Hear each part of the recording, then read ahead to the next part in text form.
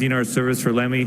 We are going to begin momentarily. Therefore, I ask that you please do return to your seats at this time. If you have yet to sign the guest book, you'll have an opportunity to do so following the service. Please do return to your seats, and I also ask that you silence your cell phones if you have not done so. Thank you.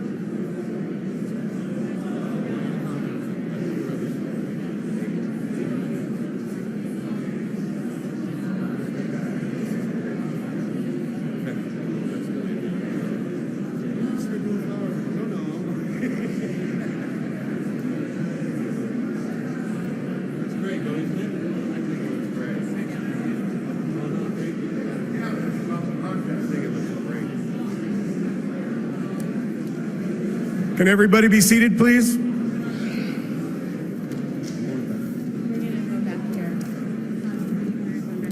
Okay. You all right? What? Wait.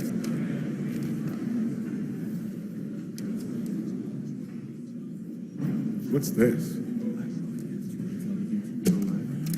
I would. You guys ready?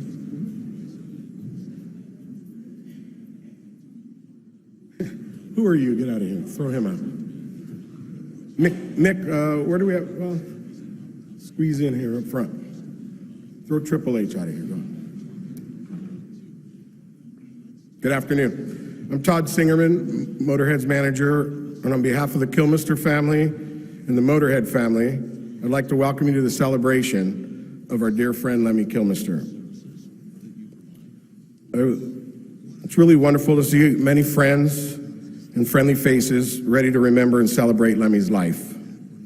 We all know he wouldn't stand for anything formal or somber, and we all know how he hoped to be remembered very warm. And Lem, believe me, it's warm. Since I first met Lem back in 1991, I can't begin to put into words what a great man and great human being he was. Damn, I hate using the word in the past tense. We have many people, many thoughts and memories, and we will do our best to get everybody to express their sentiment about Lemmy. So with that being said, why don't I call up Paul, Lemmy's son, and we could start. Paul? There you are.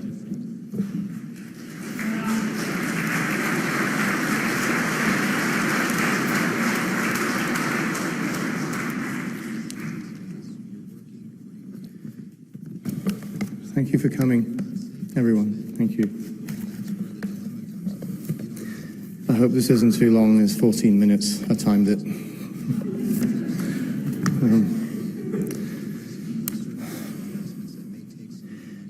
I had a feeling deep inside my father felt something was wrong back in August when I went to see him perform at the Shrine in downtown Los Angeles.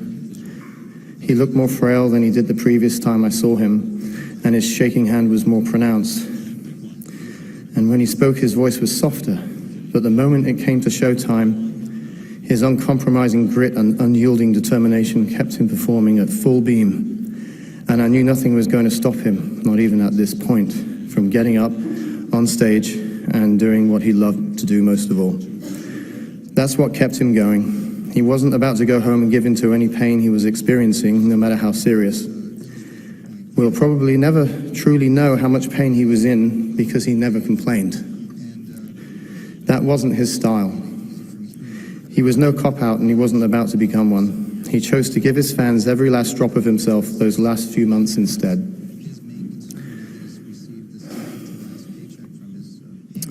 Even if he had known his grave diagnosis before the final tour, I know he would have done it regardless. That's who he was, and he wasn't going to give in as long as he could walk, stand, play his instrument, and sing. All of his career, he was a stage warrior, but this went way beyond that. He took it far beyond his physical limits this time. Still delivering his intense, brazen, high-octane rock and roll show after show, despite his body becoming weaker and increasingly frail, he simply got on with it, but this time against incredible odds. If the hill became steeper to climb, then he pushed harder to compensate until he achieved the required equilibrium to get to the summit. Towards the end of that final tour, I sensed he was walking an increasingly thin and narrowing line in order to keep on delivering, but he kept his balance and his poise perfectly, without falling once. And when I began to realize that was what he was truly up against, it blew my mind open and left me beyond speechless. He was now moving Mount Everest itself in order for the show to go on. Even after receiving the shocking news of our close friend Phil Taylor's passing in November, which would have been a devastating blow to him, and it was, he still continued to deliver the goods, and the show went on regardless, telling the crowd, "This next song was written before you were born." And he loved you all more than he loved himself. He loved his lady Cheryl, he loved Phil, Mickey, Todd, Cameron, Steve, Stefan, Tim, Laurie, Eddie, Arnie, Roger, Wendy, Shelley, Dixon, Emma, Mark, Dan, Adam, Francis, and everyone else that I've forgotten to mention now. He loved us all. We were all his extended family, and he was loyal, the most loyal man we ever knew and will ever know, and he gained our loyalty in return. He wasn't just a musician and a songwriter. He was a figurehead like no other. He showed us how to be true to ourselves by always sticking to his guns, and he never lost sight of that. Never for a single moment. He set the bar. There were no attempts to be commercial in order to cash in on a wider audience during a career slump. It wasn't about making more money for him. It was about keeping it real and authentic regardless of any outcome. And there was no pause button or going on vacation after a grueling tour. He never liked swimming pools anyway, or golf courses, theaters, or even discos, for that matter. You would be hard-pressed to find a photo of Lemmy standing around in a disco, even despite his admiration for ABBA and the Bee Gees. Performing was everything to him. It gave him true purpose and meaning, and kept his mind, body, and soul together, especially in his final months. That was his idea of a yoga practice, his version of exercising or of working out. It helped any pain or discomfort he felt diminish, and the adrenaline rush of performing in front of the crowd is what charged his batteries back up and kept him on track. My father never had a stage persona. He didn't dress up for his shows, then change back into casual clothes when he came off stage. He was Lemmy all the time. He had style and charisma, but he definitely wasn't a poser. He just always looked that way naturally without trying. To him, it wasn't a business geared toward profit, and he wore no mask. He paid his dues for far too long to ever think or act like that. And I know that's one of the main reasons why we all loved him so much, as well as the music, of course. Motorhead's final album, Bad Magic, was not an easy record to get through for my dad. He struggled with it, but he got through it. And what's especially poignant is how much energy came from the band, and especially from my father in those final studio performances, even at that fragile point in his life. I personally would like to thank Cameron Webb for having the facility to assist my father, Phil and Mickey, in creating a fantastic final Motorhead album in Bad Magic. When I listened to it, my dad, or Lem for you, revealed no trace of his frail health. And right after that, he went out on tour again, as he always did, once more putting his fans first. About a year or so ago, I intimated to him that the only artist who appeared to work and tour as hard as he continued to was James Brown. They both shared the same unshakable tenacity. That's what he represented from day one. Born to lose, live to win. When someone has nothing to lose, their options are limited. His only option was to fight his way out of it, whatever it was, and the struggles were many. Some of them were lack of money, or back in his earlier days, waking up on someone else's mattress somewhere in the same clothes again. Living in squats in West London, his father's unwillingness to support or even approve of his decision to have a career in music, the unacceptable idea of being trapped in a dull, grey existence, the notion of failure or rejection as he had experienced on a few occasions. None of those things were going to get to him. And ultimately, increasingly severe illness, along with its sudden and unwelcome fragility, he consigned it squarely to within the final 2 weeks of his incredible life after fully completing his final European tour. He wasn't a religious man, and praying for a miracle was something that he would have viewed as a delusional act. But he was profoundly spiritual. That and a very strong sense of unique sarcasm and his own very special brand of ironic northern humor kept him laughing at it all.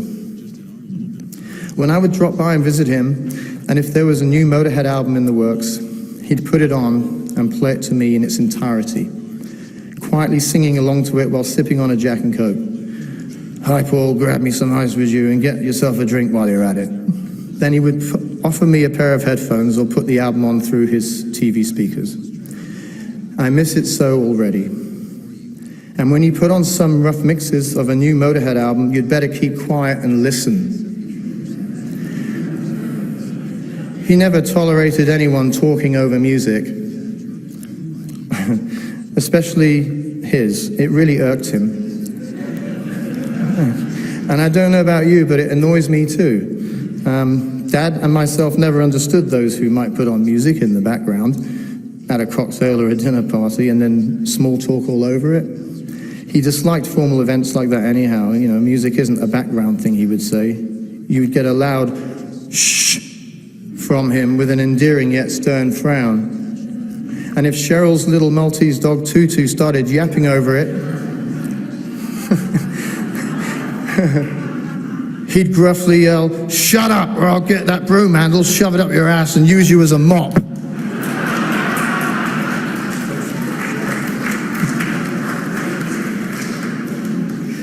We'd sit on his sofa and watch Monty Python, listen to Peter Cook and Dudley Moore, Tommy Cooper, the Three Stooges.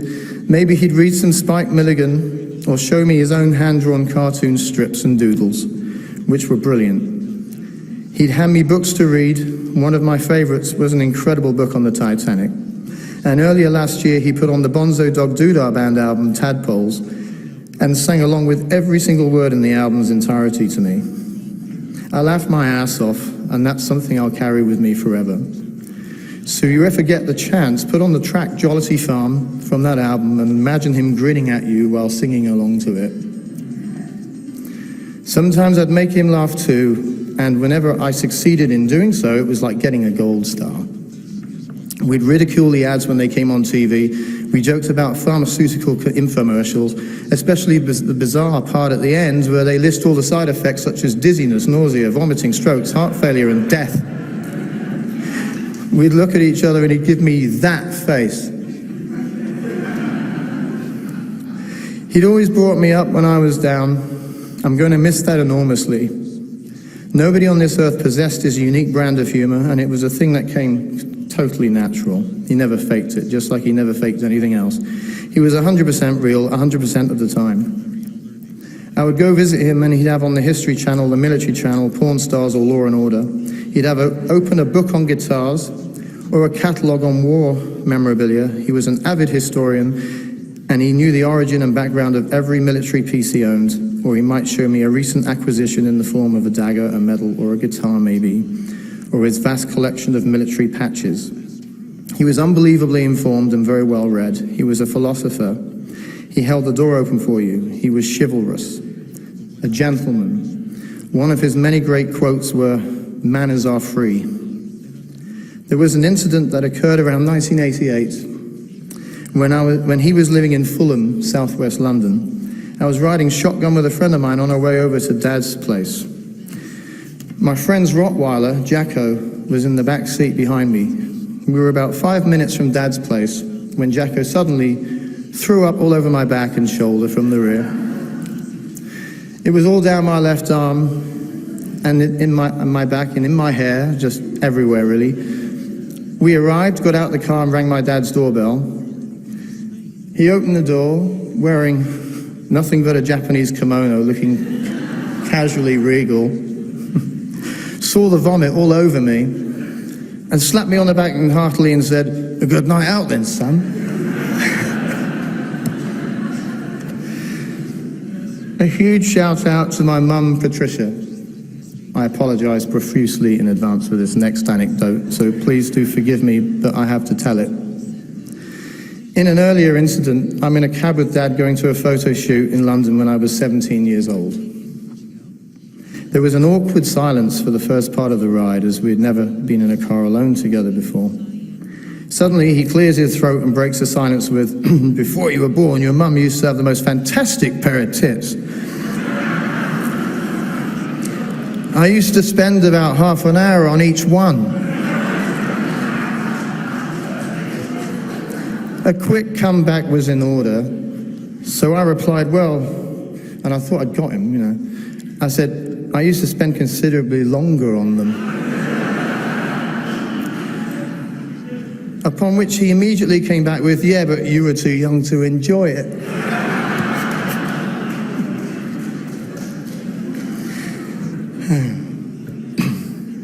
And the time when my marriage broke down, devastated, I went down the rainbow instead of drowning myself in my sorrows at home, and saw my dad for the first time since the marriage had collapsed. Sitting on his throne at the end of the bar, I told him, "My marriage is over. She went away to India and got pregnant to a Norwegian guy over there," to which he immediately handed me a tall glass of Jack and Coke and grinned, "That was a close shave, son."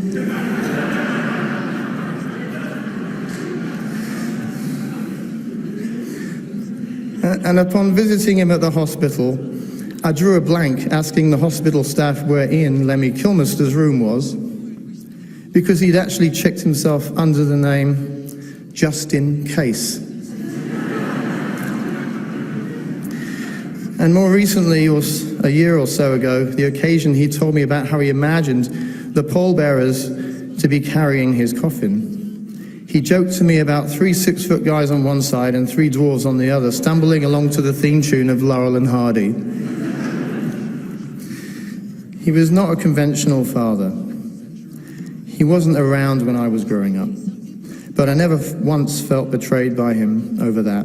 I never once harbored a shred of blame against him for it, because he was truly a free spirit, and I recognized that in him from the first time I met him, when I was 6 years old, on a cocaine deal. I wasn't buying it. He had a definitive goal. He knew exactly where he was headed, and in order to fulfill that goal meant that he had to keep his eye on the prize. He never compromised on that, not once. He removed every obstacle in his way through his sheer willpower and frenzied determination. He made huge personal sacrifices, and it did get to him. He may not have showed it, but you could occasionally sense it. But he just pushed on resolutely as he understood that it was necessary to do that in order to make it all happen. And it became my mission to reveal to him, beyond any shadow of a doubt, that I loved and admired him more than anything else in this world for being so true to himself. It didn't matter to me that we didn't get so much time together in my early years, because to me as a child, he was an enigma. I was fascinated by him, and I only ever felt love and admiration for this wild, long-haired man who was cooler than everyone else in the room at any time in any place.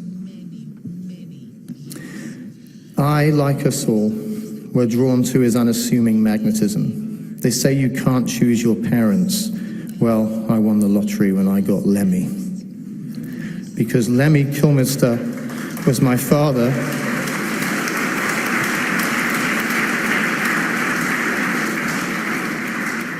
And he always will be. And nothing can ever change or alter that fact. And I would not have it any other way. You were perfect. My one and only ultimate rock and roll daddy. If I could only stand on your shoulders, what a view I would have. I love you more than life itself. Travel well, my dear father. You're back out on the road for the longest tour to the great gig in the sky. We will never, never forget you. I love you.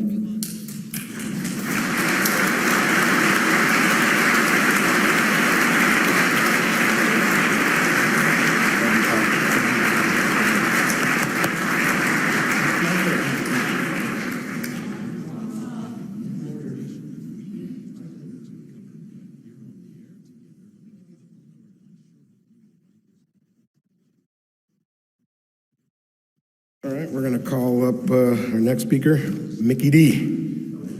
Ready?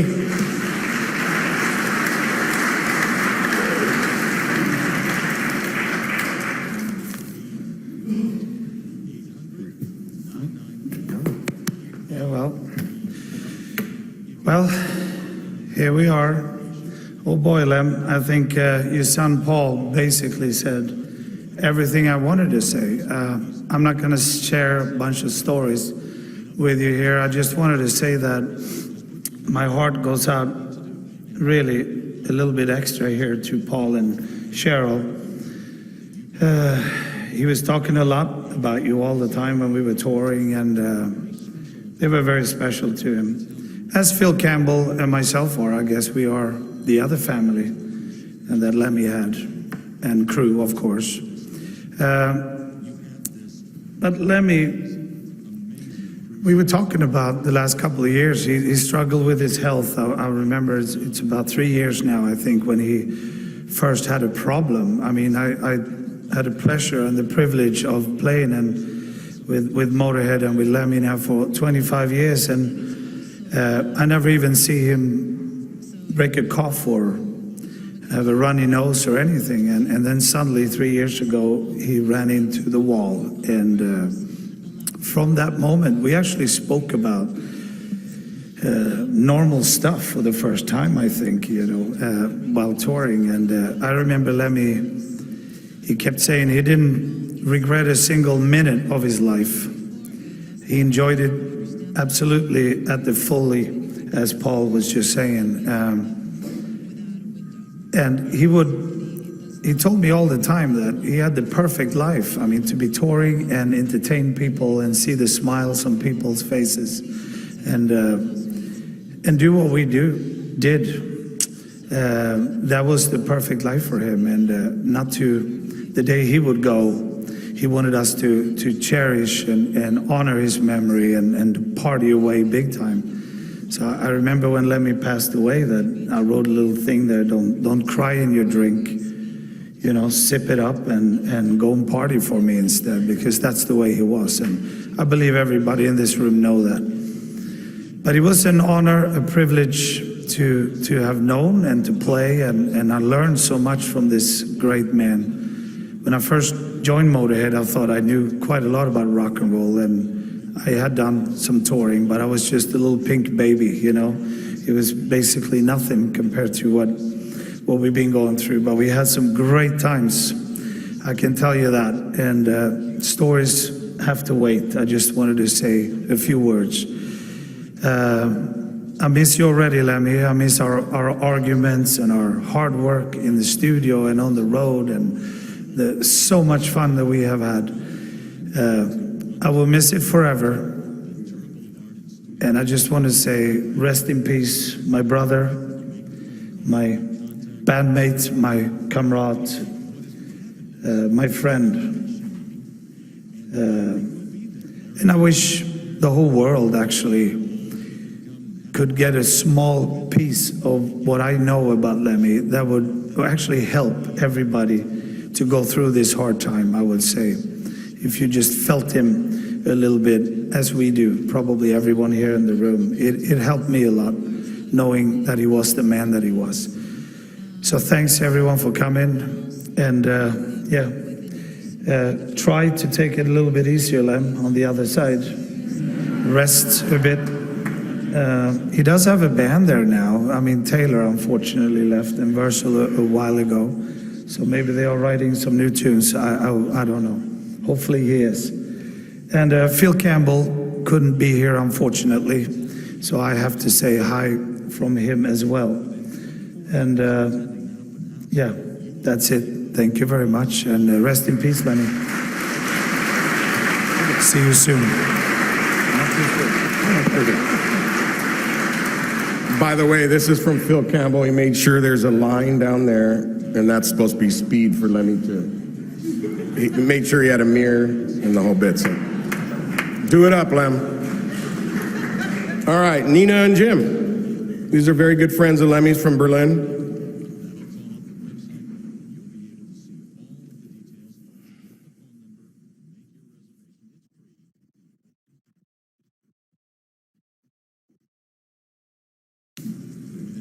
Well, these are some experiences we made when we were a young band, just existing a few years, not having done much.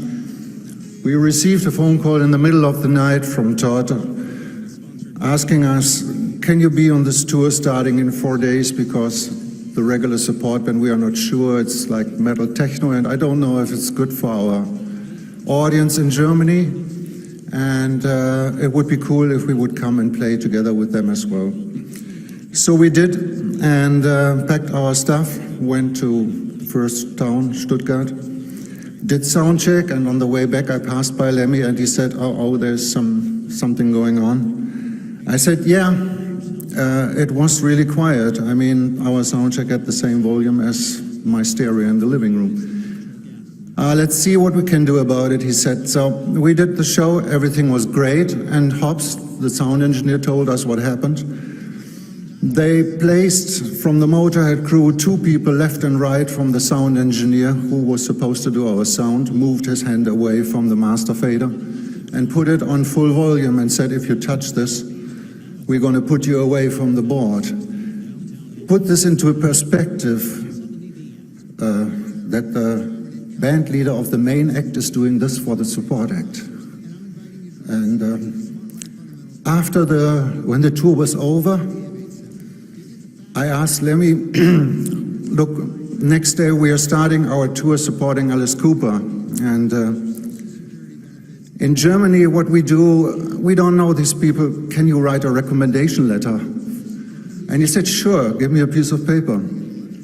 And he wrote down, Dear Alice, your usually good taste let you choose my friends, this band.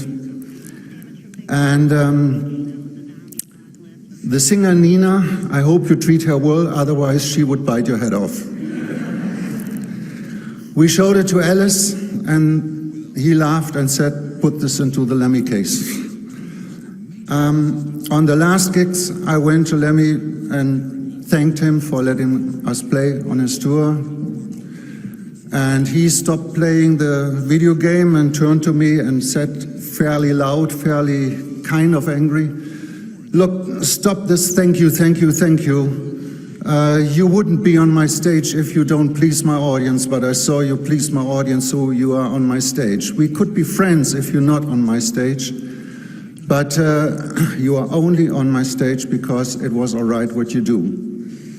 And I was going, what am I going to answer to this? Translate in my head, German, English, German, English. And all I could say is, thank you, man.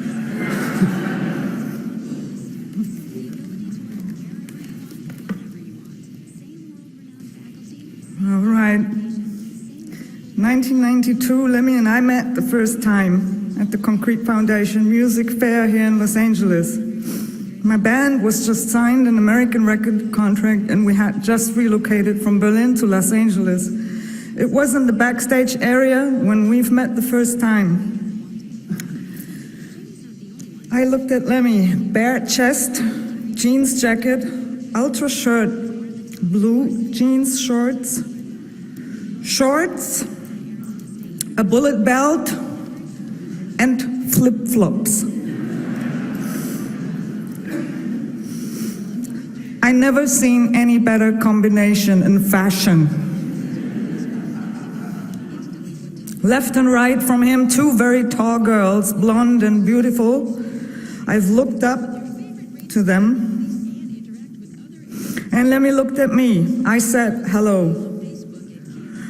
And Lemmy said hello.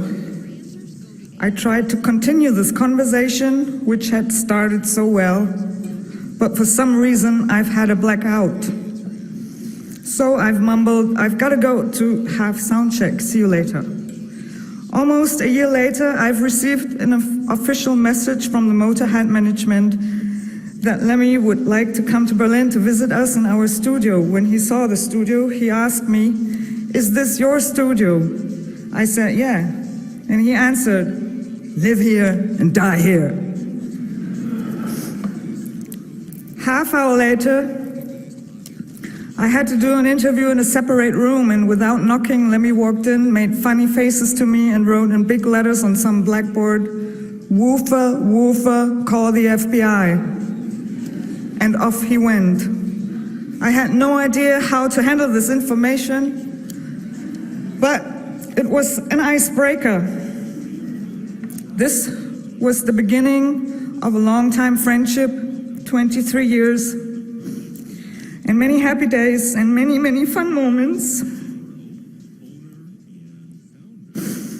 A lot of Jack Daniels and cigarettes, of course. Mountains of Kinderüberraschung acts.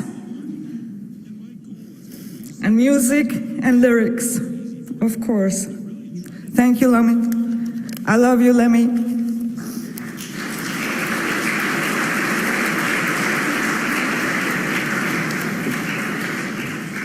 Jim and Nina from Skew Siskin. I'm going to skip a little and move around a little if you guys don't mind. Bob Kulick. You here, Bob?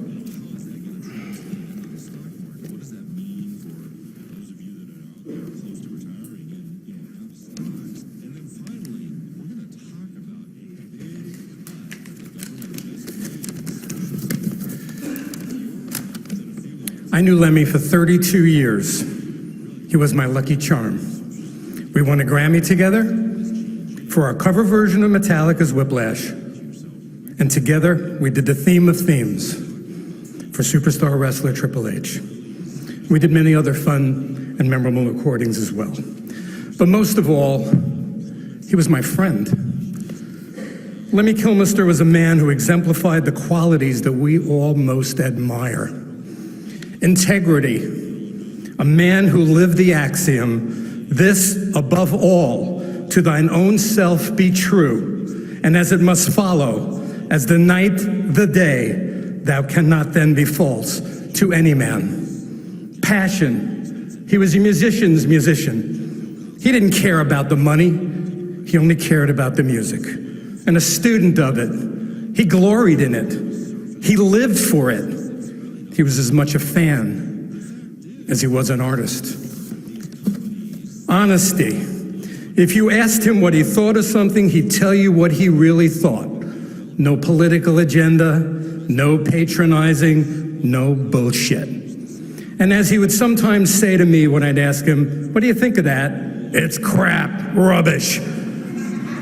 And I would always laugh and say, "Which part?" Compassion. Despite his tough exterior, he was one of the kindest and gentlest people I had ever met. Modesty. He was a star in every way, yet he was humble and would take pictures with fans and engage in conversations with virtually anyone. He was never egotistical in any way. Sense of humor. He could laugh at himself and was fun to be around, and in a Monty Python kind of way, he would make fun of the world that surrounded him. Visionary. He had a vibe, a sound, a style uniquely his own. And to that extent, a leader, not a follower. He was a visionary. It was his way or the highway. Yet, he was not unreasonable, and if you could somehow convince him of something, he would go for it. I'm proud to say I knew a modern-day pirate, a genius, a legend, a man we all wished we could be.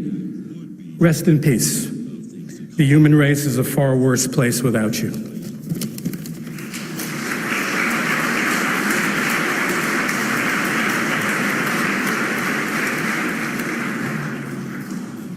Wanted to give a shout out, by the way, to Pete, who made Lemmy's urn over here, which is impressive. I mean, I've never seen anything so beautiful. Pete, thank you very much, wherever you were out of. Lemmy is in there right now, and Slim Jim. There we go. This is as you know, Lemmy played with Slim Head Cat, and the smile on his face when you guys would play together was enormous and amazing. Hello. Did anybody else let Lemmy smoke in their car? Okay. But he always kind of asked first, which is because he was a gentleman. That's the thing that I want to really point out about the guy. He was a gentleman. I never saw him rude or inappropriate to anyone. And we were in a lot of places where that's the norm. Dressing rooms, airports, planes, vans, rest stops, everything. I never saw him rude to anyone, to a fan. I never saw him inappropriate with a woman. He was always very, very gentlemanly, very in his own way behaved. And I see him as an English gentleman as much as I see him in any other way. And I see him as a unifier because we look out and there's heavy metal, there's hard rock, there's thrash, there's punk, and I like to represent the rockabillys. And Lem straddled all those fences, and I never met a fan of music who didn't understand and get what he was all about, because he dug it all. One of the first nights I ever met him, we hung out and listened to Gene Vincent BBC recordings that he had recorded off his radio onto a cassette, and was very happy that he met someone that could relate to it, and we sat up all night playing chess and listening to Gene Vincent records that he had recorded himself. And I just want to say that he was the last of a breed. I don't really know anyone quite like him, but he was the last of the Mohicans for sure. And I'm honored and also happy that I knew the guy in the way that I did. So let's enjoy his legacy. He was a very good guy at the end of it all. Thanks.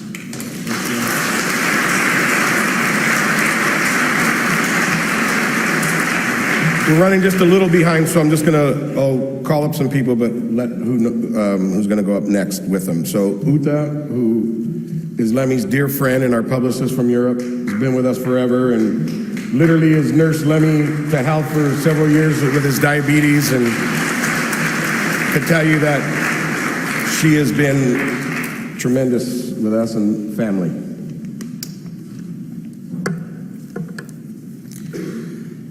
I hope I can do it. Lemmy, the man who dared to live his life the way he wanted. Lemmy was a cosmopolitan, and his crew was international. So here I am standing to say farewell to Lemmy, a true gentleman I've worked for almost 2 decades. I've been with Lemmy through good times and bad times, and we had a lot of fun. He was an icon for thousands of people. His music was loved by millions.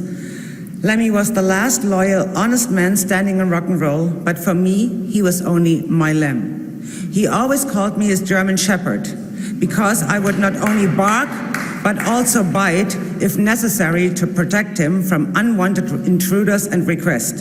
He also called me his nurse on Prada, because he had a view for what I would wear or like. One day in the hospital, I was pushing his bed through the corridors, and his German doctor Jens told him that I'm already the perfect nurse. Lem said, yes, she is, but she would never wear these hospital shoes. She would wear Prada. Since then, I was his nurse on Prada. Because of Lemmy and his bands Motorhead and Headcat, I was able to travel the world extensively. I've met so many people and made a lot of new friends. I was part of the Motorhead family, and I will be forever grateful for this. For me personally, an era is gone and life is different since the 28th of December. I do hope his immediate family will cope with the loss in time and remember the great times we all had with him. Saying Goodbye Now was one of Lem's favorite series, Faulty Towers. We watched so many times on the bus, and he always liked to use the phrase, "Oh, you're German. I thought there was something wrong with you." Can you do the funny walk for me? No funny walk for you, Lem, anymore. Auf Wiedersehen and tschüss, Lem.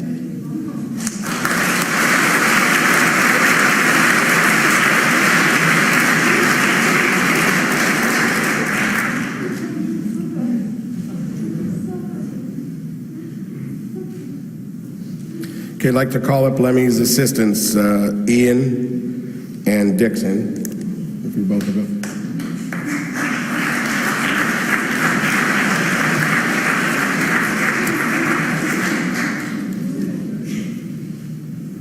Go ahead, Ian, go first. And then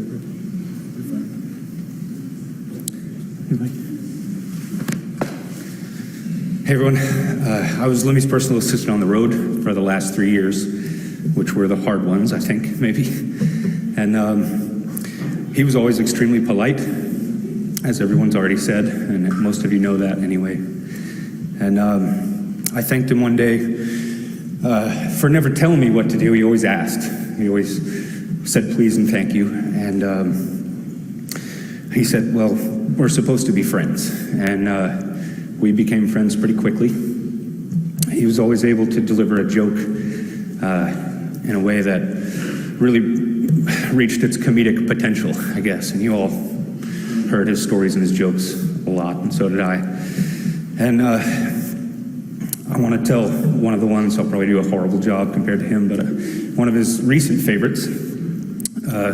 It's about a horribly ugly guy who asked God every day to be handsome. And, sorry.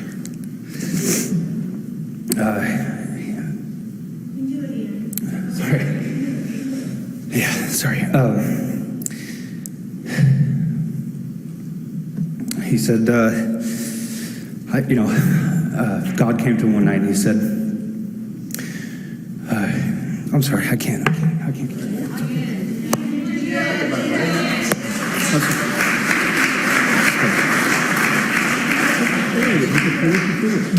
The rest of the joke goes, I'll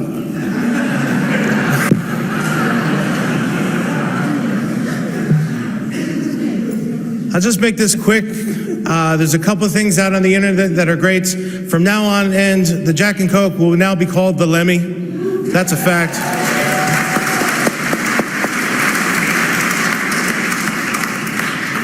They discovered a new element, a heavy metal element. Is in petition to sign it. They're going to call it the Lemmium.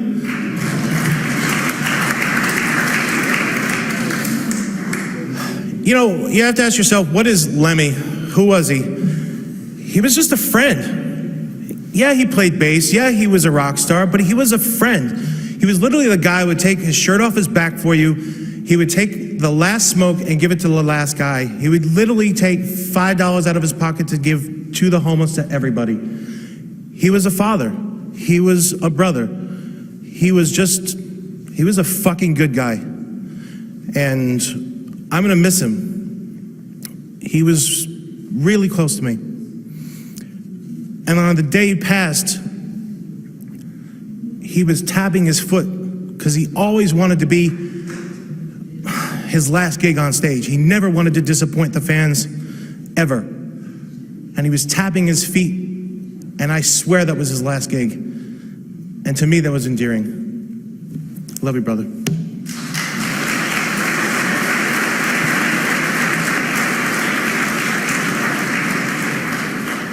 I'm gonna finish.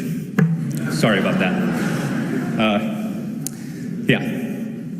So God said, I want you to go tomorrow to the horse races and put all your money on Pink 8, and you'll have the money you need for your surgery.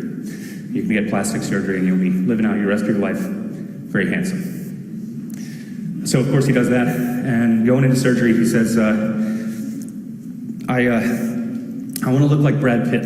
Just make me look like Brad Pitt. Sure enough, 3 to 4 weeks later, he's taken off the bandages, and he looks exactly like Brad Pitt. And he's over the moon. And he's going to leave the hospital, and bam, he gets hit by a bus. And he gets to God and he says, I thought we had a deal. What happened? And God says, I'm sorry, I didn't recognize you.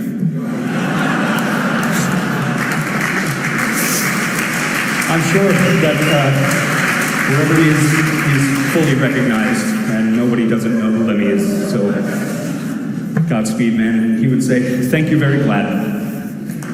Love you, buddy.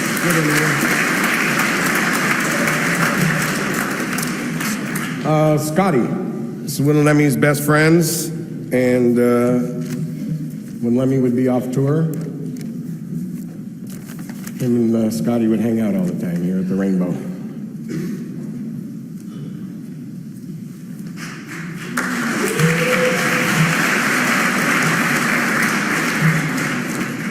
Well, shit.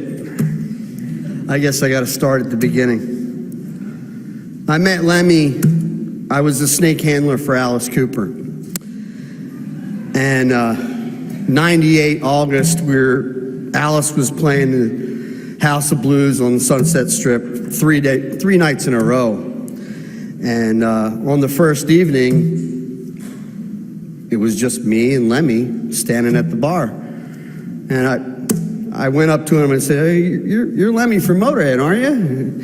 He's like, yeah. And I'm like, I just wanted to, I didn't want to bug you. I just wanted to thank you for your music. I ride a motorcycle for a living, and it's great driving music, at 80 miles an hour down the freeways. He offered me a drink and offered me a cigarette, and it seemed like for the next 3 nights we were palling around together. Well, the second night, my snake, when she got on stage, she shit right on Alice Cooper. So I go running past Lemmy, and I'm headed backstage, and I'm thinking I'm fired, And Lemmy's like, what's wrong? And I'm like, you didn't see my snake just shit on Alice Cooper. And he roared. He laughed so hard. Oh, God. We always, to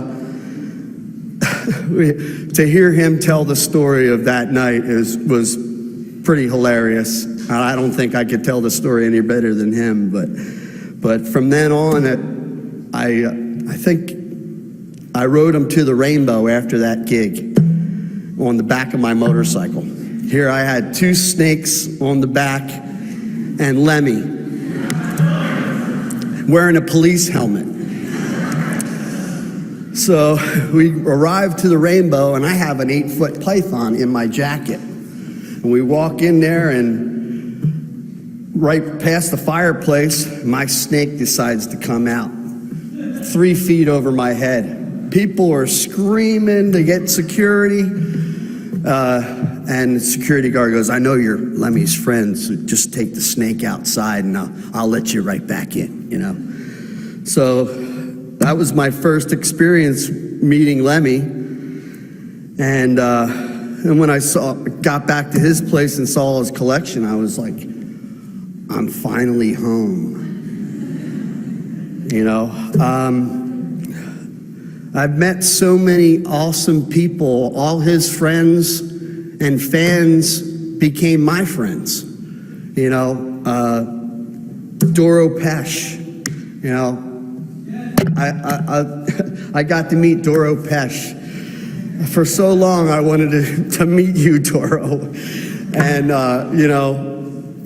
finally Lemmy took me to Vakin 2014, and I was able to meet Doro. He took me to concerts, took me to Metallica. I got to meet the guys from Metallica. And all Lemmy could talk about when we were back there meeting him was, you should see this guy's helmet, I made the dragon helmet in the movie, right? But we would sit on the couch for hours, and I don't think I've had as many conversations about hours about the stretchiness of fabric. It had to be the right stretch. That's not stretchy. This is stretchy, Are you kidding me? That's stretchy. Well, I don't like it. Take it back. but never had an argument, never had one crossword. You know, we would leave the studio, and he would be on the back of my motorcycle, flying down Sunset on our way to Crazy Girls or Jumbos, or you know, and we had a lot of good times in the studio and strip clubs, we were always the last ones to leave. They'd be closed for hours, and me and Lemmy would still be there shooting pool with the strippers. So, and it was like that wherever we went. We were, you know, it was like he was treated like gold, you know, and he treated me like gold, you know. So many times we go to Vegas on his birthday, and, you know, we believed, I know him and me believed the same thing, that if you die around your birthday, you know, it's just meant to be. You know, it's the way it's supposed to be. It's checkout time. Check in on your birthday, check out on your birthday. So when he passed away, I wasn't shocked. I was relieved knowing that he went when he was supposed to go. He was done touring, and that was it. When he's done touring, you're gonna have to bury him, you know? So, Godspeed, Lemmy, you know, thanks for everything, he gave me hats, he gave me daggers, you know, gave me so many funny instances. We would always laugh and joke about Scarface, you know, like, hello to you, man, you got a bag for a belly. You're eating this fucking shit, looking like these mummies. He loved that shit, you know? And Blazing Saddles and Young Frankenstein, you know, Frau Blucher, you know? He was just a joker, you know? So here's to you, Lem. I'm sure I'll see you in my dreams. And have a good time up there. Thank you, Scotty. Take care.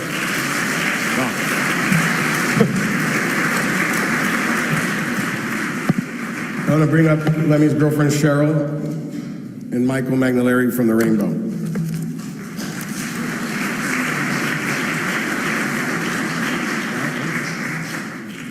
not going to take long. Let's go do that. I just want to say to you, Lemmy loved me, but his greatest love was his fans and his music. And I remember saying, baby, don't go, stay home, skip this tour. And he said, baby, can't. I love my fans. He never raised his ticket prices because he always thought that everyone should always be able to afford to go to a Motorhead show. It wasn't about the money. It was about his fans. And I think I made a quote on Facebook. I lost the love of my life, but the world, they lost them. So that's all I want to say. Thank you.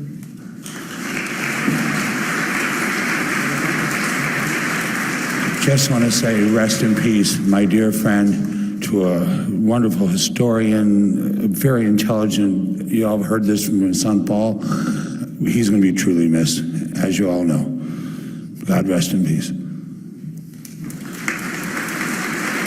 And for those of you that were at Lemmy's party, Michael's the one who jumped out of the cake for him. That was a nice surprise. There you go. Joe Rambach, did you want to talk? Joe's Lemmy's promoter from Germany from way back, and one of his great friends. Thanks for coming out, Joe. Thank you, everybody. I had the great honor and pleasure of being Lemmy's and Motorhead's promoter for the last 20 years, and we had many legendary nights, parties, after-show events, and most of them are true, all the rumors, you know, and one of the last ones I remember just a few weeks ago, he was in Berlin, and he loved coming out to Berlin. It was like his second home in the world, and he loved coming out to the White Trash restaurant, hanging out with the band and the crew. And just a few weeks ago, he wanted to come over, and he came, and I thought, okay, maybe he's coming over for an hour, or maybe half an hour, surely not much more. And then guess who left the building last man, 2 o'clock in the morning? It was Lemmy. The DJ went home, house lights went on, and he was still standing there on the pinball machine, playing pinball, the Addams Family. Lemmy, I love you. It was a great pleasure meeting you. And wherever you are, you'll never walk alone. Bye-bye.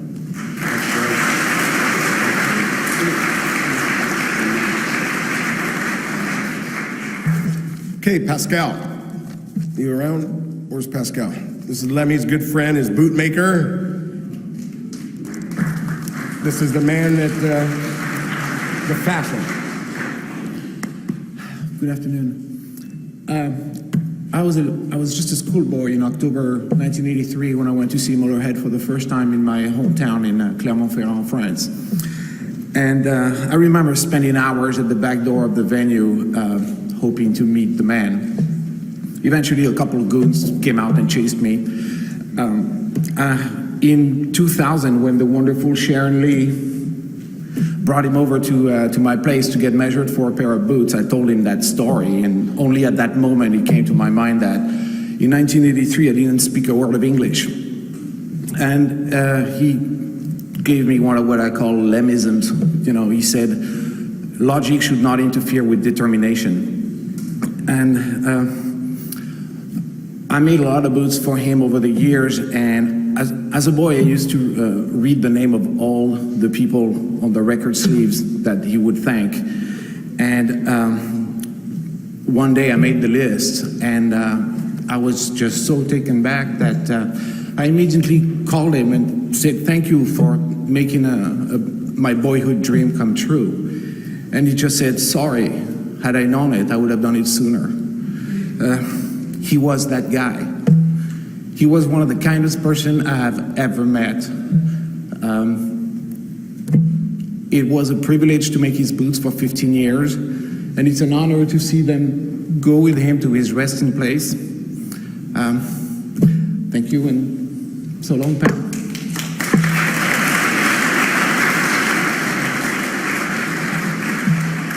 I'd like to call up Stefan Shirazi and Morat. These are two very good friends of Lemmy. They respected tremendously. And, were you up?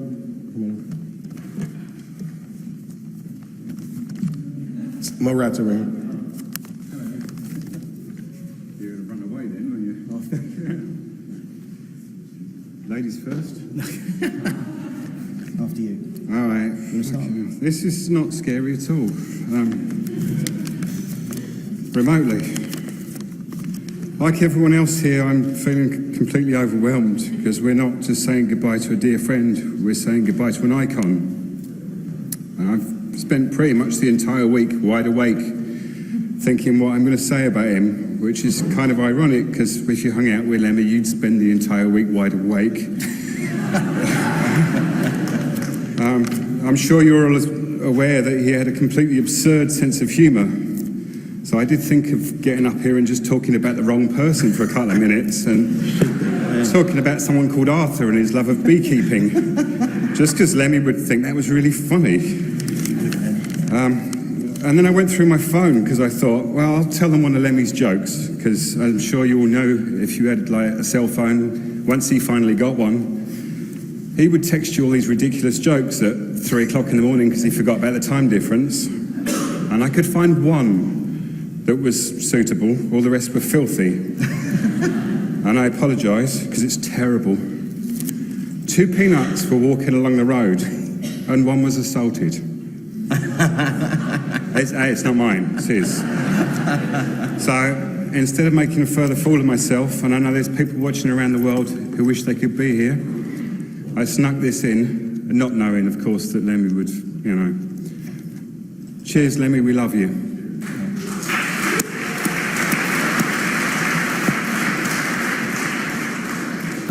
He was in 1982, and I formed a school magazine with sheets of A4 paper, just 4 of them, so as I could possibly interview him.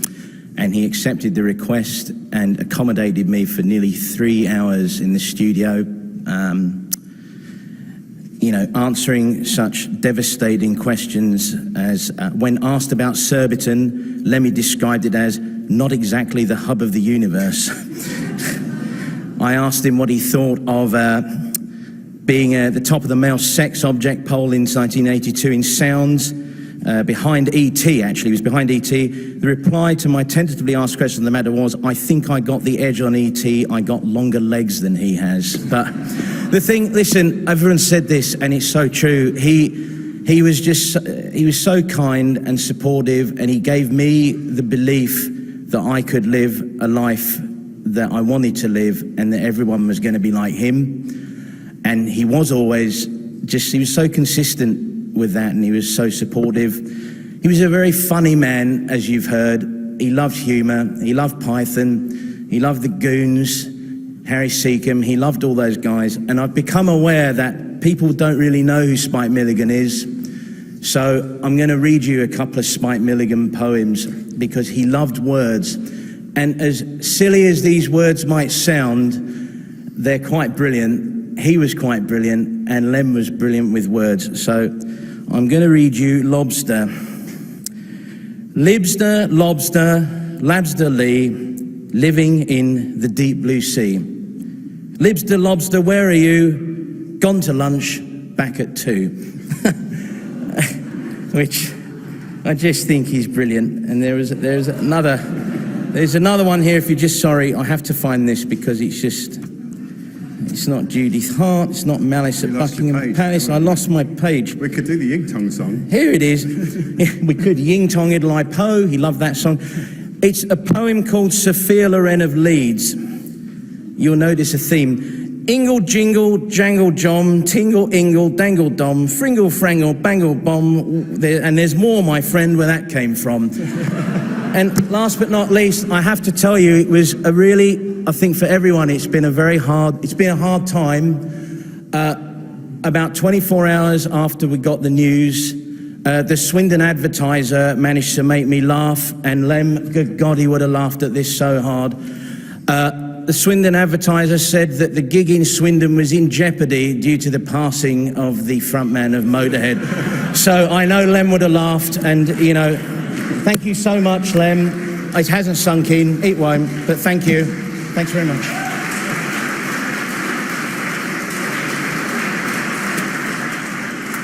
Donnie and Marie. You guys look like a good couple there. Matt Sorum.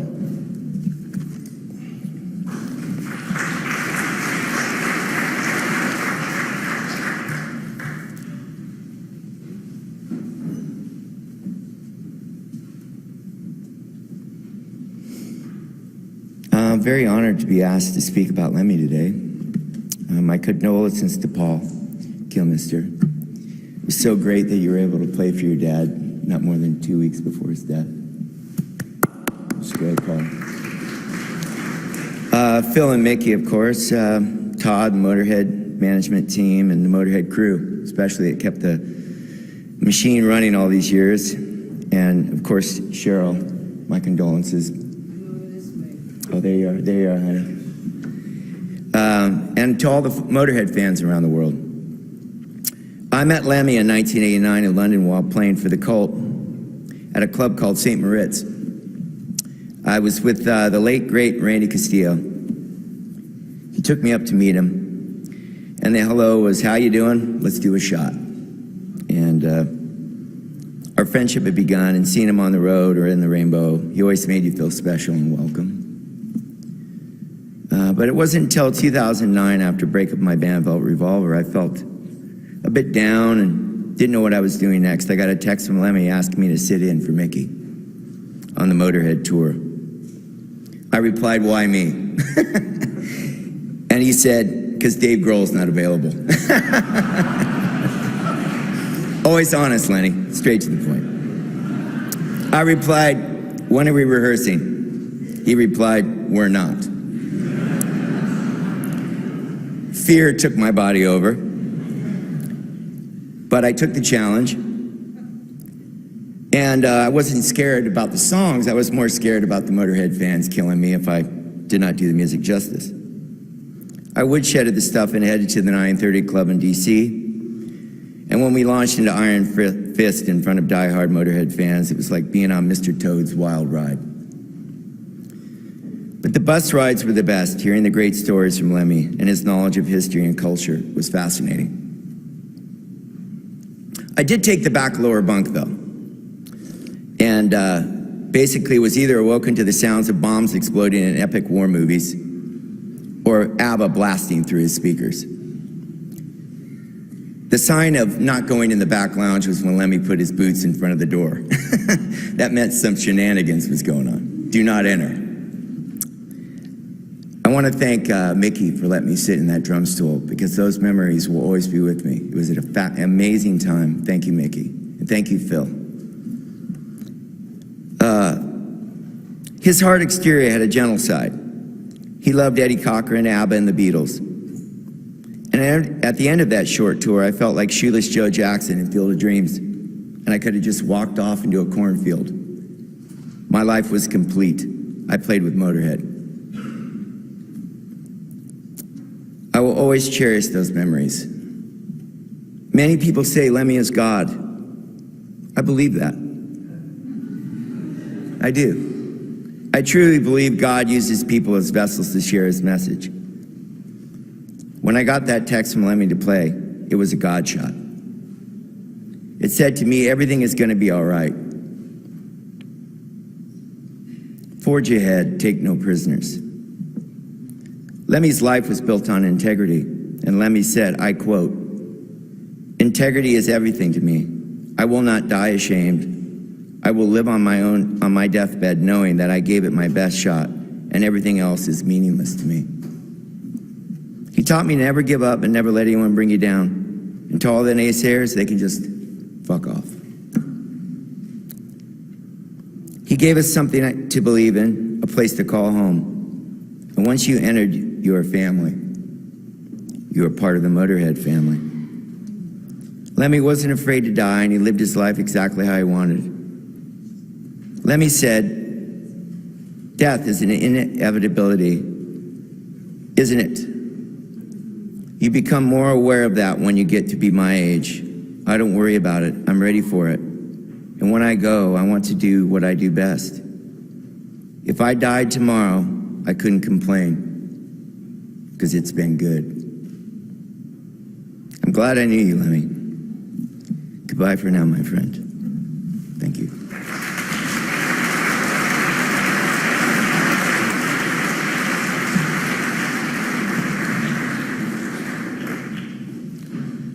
The next person I wanted to call up, I want to say a few things beforehand. I want to be calling up Slash. And if everyone recalls when Lemmy had to end up getting the defibrillator put in, Lemmy really had some hard times with that. And to be honest, he wasn't sure if he would be able to continue doing what he's done all his life, and the way, to be able to put it out at 110%. And Slash, I thank you profusely, because truth is, without you being there, and you literally were there every day with him, you held his hand through this thing and built his confidence, played Coachella with him and the show we played at Nokia.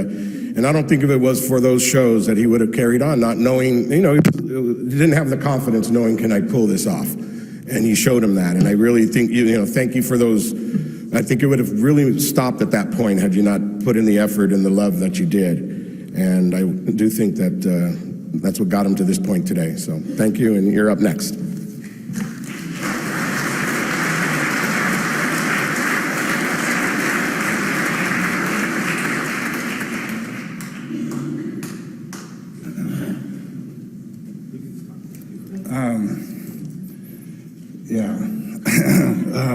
I'm not real sure what to say here other than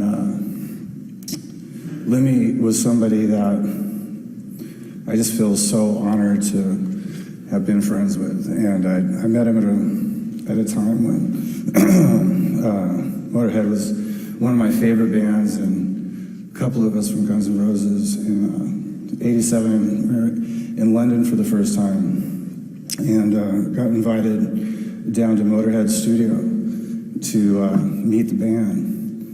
And I was really fucking intimidated. I was like, you know, this guy who had this image of being, you know, very hardcore and so on and so forth. And we, of course, had that sort of hardcore image, and I didn't know exactly what to expect. I walked in and was very graciously accepted by Lemmy and company, and we headed off after the session to St. Moritz, and we've been friends ever since. And he was just such a fucking great example of, you know, what most of my peers all want to be. Somebody who was like true to his school, had more integrity in one finger than, you know, a room full of rock and rollers, you know.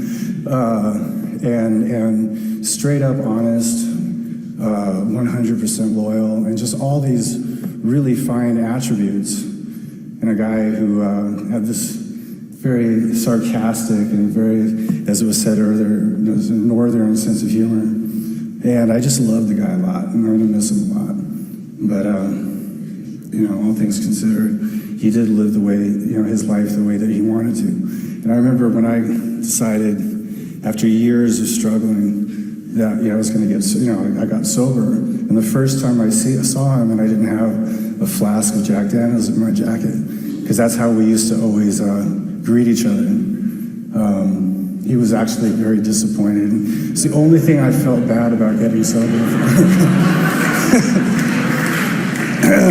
Anyway, so just, you know, Lemmy, I love you, we love you, and what a fucking great example of rock and roll. And I'll always have that, and his music and his personality and all that stuff will last forever. So, God bless.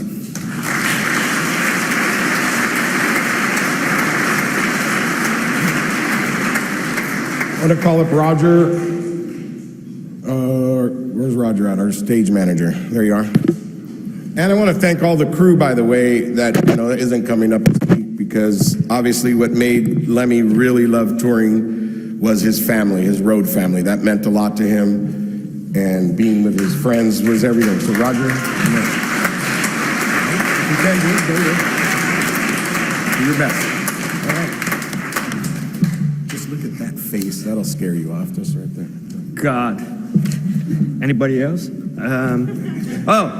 First things first. Philip, if you're watching, you said you were going to bring a fart machine. We don't have one, so sorry about that. Right. Lem, first time I was ever in a room with you, I said something stupid, like really small talk. Like, Roger? Yeah. If you don't have anything interesting to say, don't say anything. Oh, okay. So then, months and months later, walking in a bar in Milan, and he's by the bar, huge grin. Like, hey, what's up, dude? I saw your skinny legs coming down, and I wanted to buy a drink for your smile, because I knew you were going to be smiling. And I just have to thank you for your unliable self and taking care of our crew. And it was like, all right, that's tough. So I remember driving you, and you're listening to country music and singing out of tune and complaining that no one can sing background music in Motorhead. I'm like, oh, I can't drink. No, that's not going to be Motorhead, is it? I'm like, all right, I'm not doing it. And it's just a pleasure having you in the car, having a cigarette. I remember taking you to Marshall, and you asked for a liver pate. And we came up with your heads, and there wasn't a lawyer, not even Todd. Todd said, do what you want to do. So over a handshake between him and Jim, it's just how polite and gentle and old school these guys were. There wasn't anything to do with anybody. They're just like, yeah, let's do it. It's done. They're there. We're proud of that. We were proud of having the stage ready for you every day. It was a pleasure to have you on your stage every day. I remember you complaining that you never saw me drunk. I'm like, this is the only band that this is ever gonna happen. Like, I was drunk before you, yeah, but I never had to hold your hair where you're puking. Like, all right. I remember our impromptu squareness in some stage somewhere, and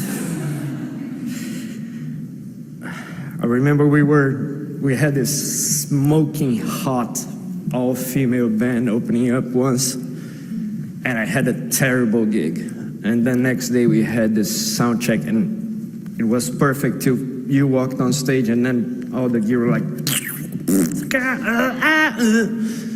and start walking towards me after the sound check. I'm like, oh God, I'm gonna get fired, I'm gonna get fired, I'm gonna get fired. Like, Raj, yeah, I heard you singing the guitar player. Yeah, I got the bass player. So, I'll never forget how proud I was of wearing this the first time.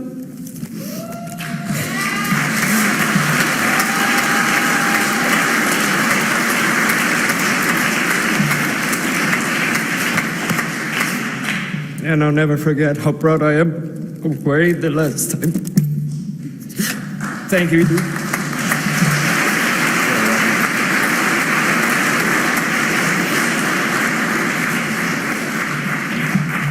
Andreas from Sepultura, thank you for Eddie and Roger here.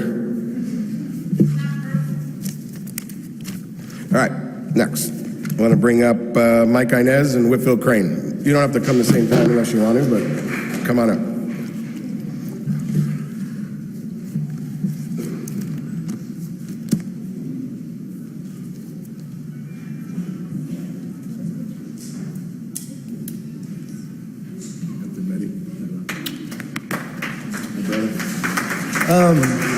Hi.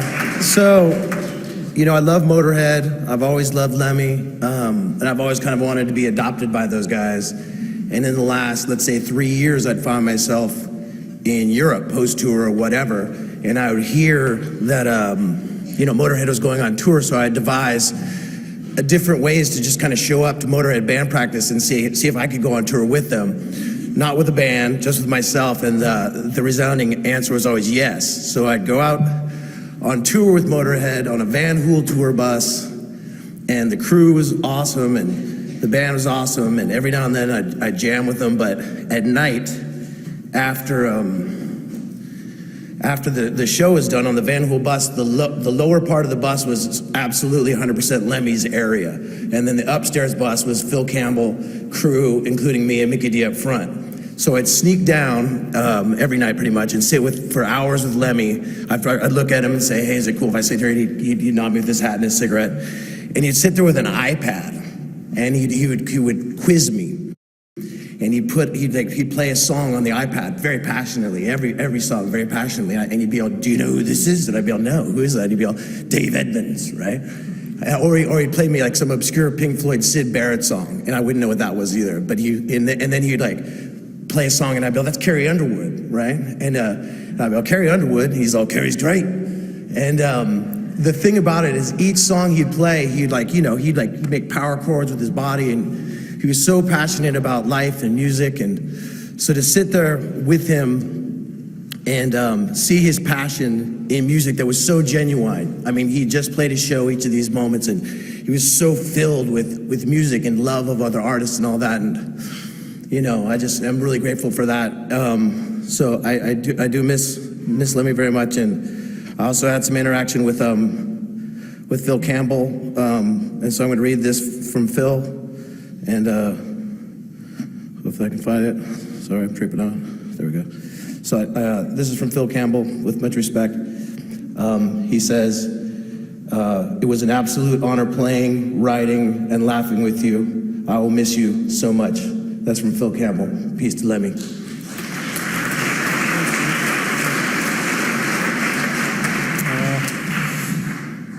Thank you, Paul and family and Todd, for letting me speak to invite me to speak today. I just can't get over that. That giant speed line made out of flowers is absolutely tremendous. I've never seen anything like that. But you know, I am just pissed and I'm sad. I'm fucking gutted and I'm fucking miserable. You know, just like the rest of you. It's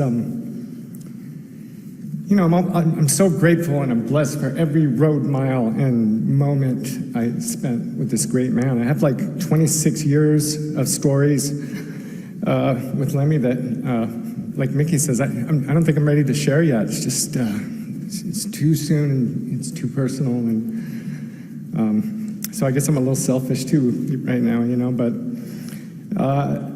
I can't speak to Lemmy being like, he was gravitational.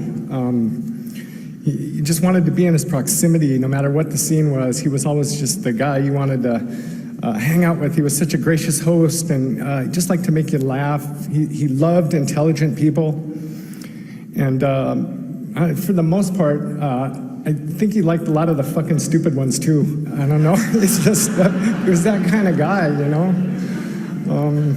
He was just cool in every sense of the word. And I think secretly, on some level, all of us, every one of us, hoped his coolness would rub off on us in some molecular quantum level. And, you know, let me be the one to tell you, it did not at all.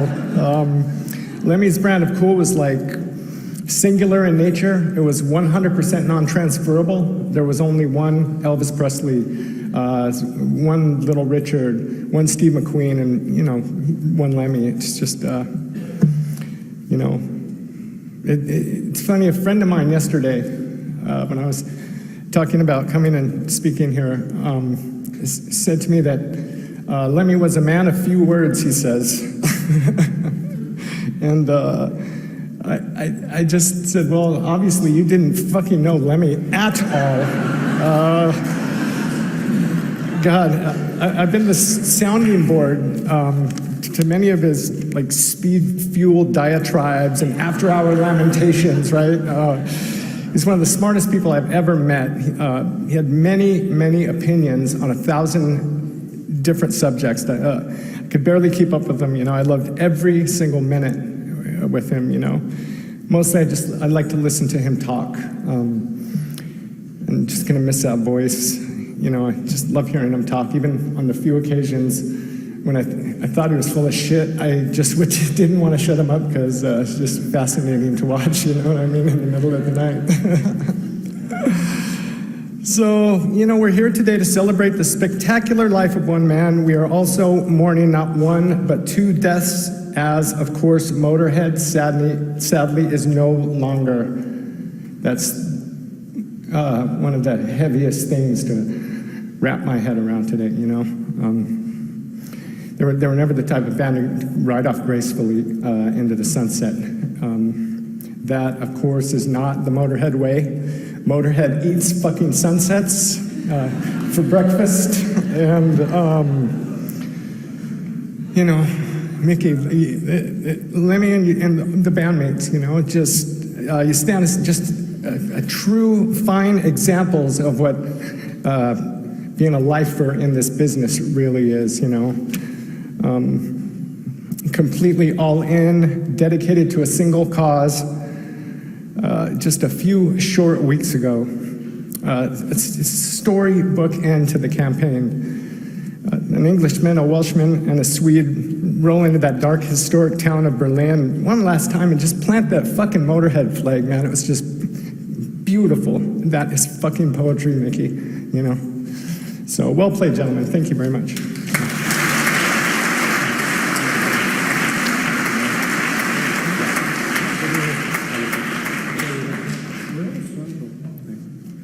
Michael didn't want to tell a story, but I'll tell a quick one. And it was in '92 on the Aussie tour where Randy Castillo and Mike wanted to come into our bus to go to the next show. And we stop off at a liquor store and basically have a full crane or a dolly full of Jack Daniels and beer. Wurzel, remember that one, Mickey? We had like about 8 cases of beer, and Lemmy had about 2 cases of Jack.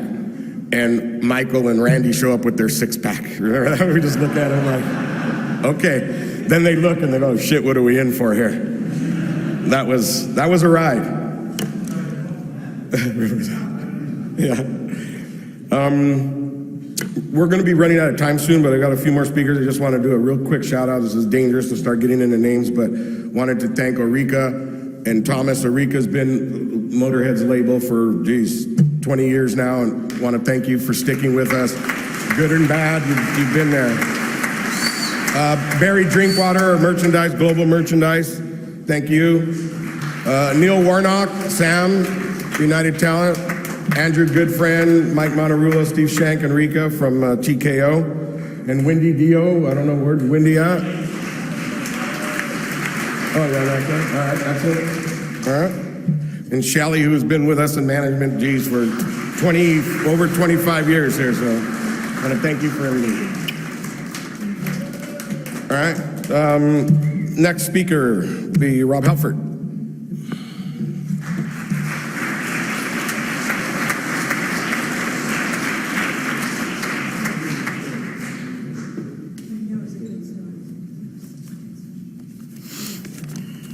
So much love.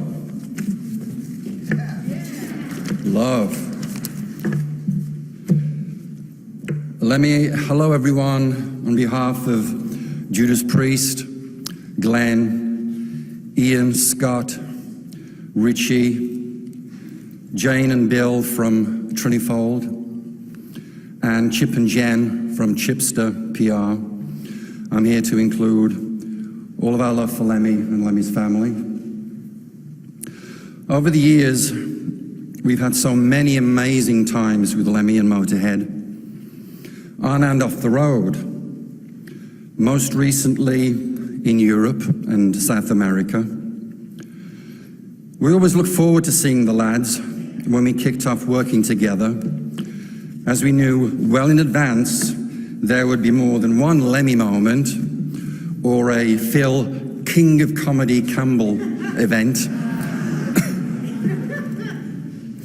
Yes, laughter was the overriding emotion with the guys. And as we know, if you can't have a good laugh on the road, you might as well pack it in.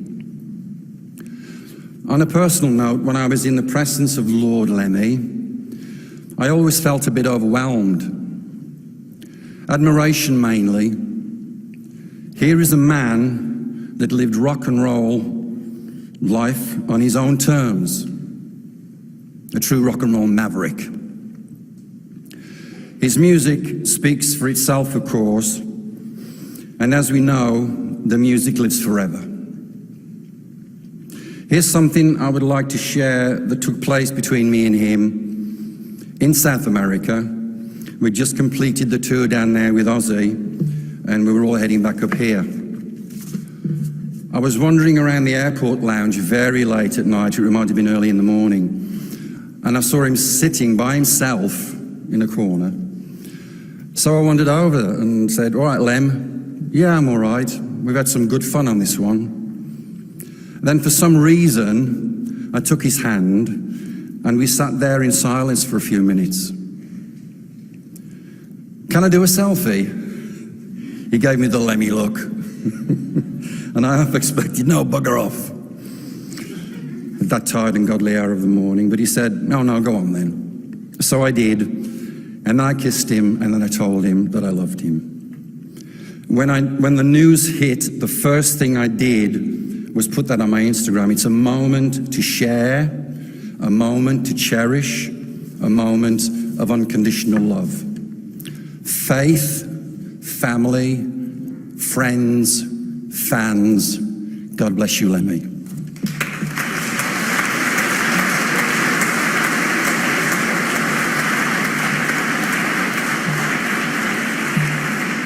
Scott Ian.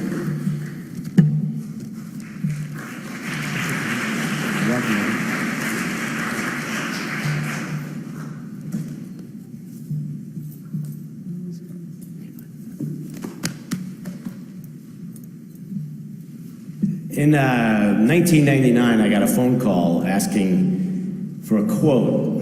Motorhead was putting together a live record, the Everything Louder Than Everything Else record, and because they were looking for quotes from guys in bands that were influenced by Motorhead, and of course I was honored to be asked to do that. And so of course I get off the phone and then I'm in like complete panic because what do you say? What are you just gonna say? Motorhead rules. What do you say about Motorhead that hadn't been said? And so I just kind of sat around all day thinking about it and thought back to 1980 when I bought my first Motorhead record. I bought Ace of Spades. Knew nothing about the band because I used to buy albums based on album covers, and I was just looking at this album cover thinking, God, this has got to be good.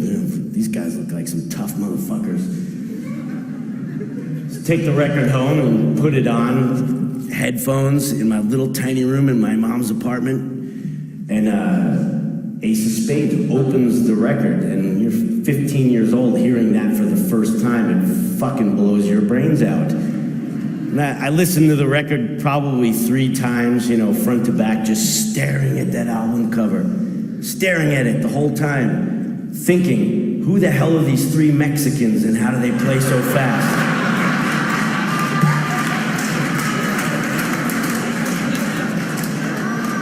They look like banditos. They certainly didn't look English. It's pre-internet. So I jokingly email that quote. Well, that ends up being the quote on the record. Turns out Lem loved it. And of course he would, with his sardonic sense of humor, and he loved it. So now, like 100 years from now, when some kid is looking at, whatever format it's in, but looking at the album cover and decides, I'm going to pick up this record because it's cool and it reads my quote, and Mexicans, I knew that guy from Anthrax was an asshole. The St. Moritz has been brought up a couple of times tonight. I thought I was the only one who met Lemmy for the first time at the St. Moritz. Anyway, I saw an interview with Lemmy just from a few weeks ago. It was just online. It was on German television. And to quote him, he said it was Elvis who taught us how to dress or how to look. It was Carl Perkins and Little Richard who taught us how to sound. And it was the Beatles that taught us we could write our own songs. And Lemmy, it was you who taught us that we could be fucking real. Thank you.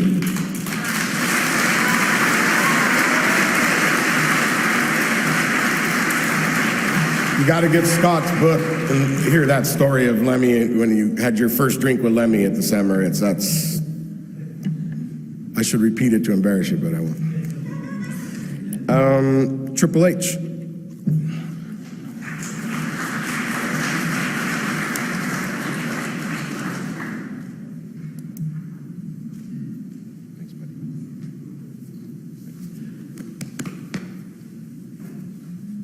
Thank you.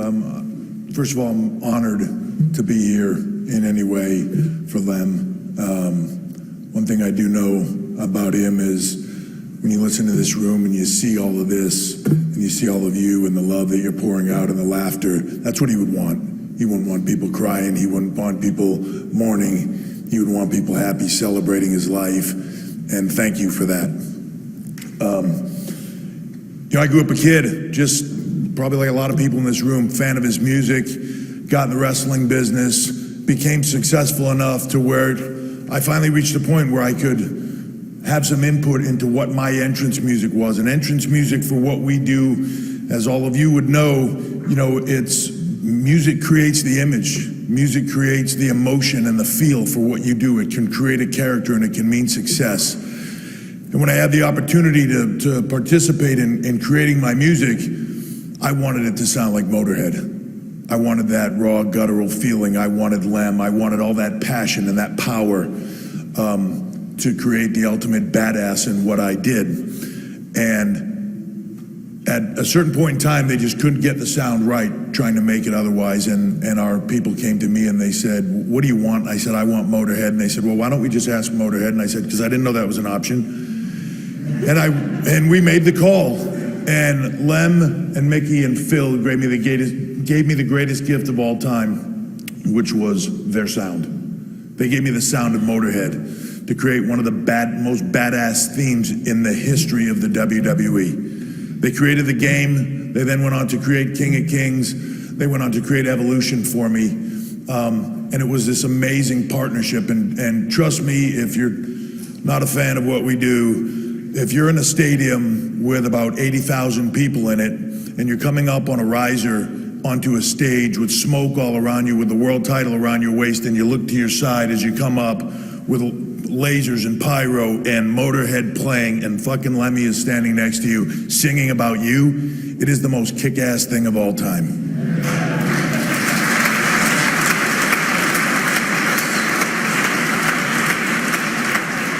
More importantly than that, though, over the years, Lemmy gave me the gift of his friendship. We connected in some way. We connected.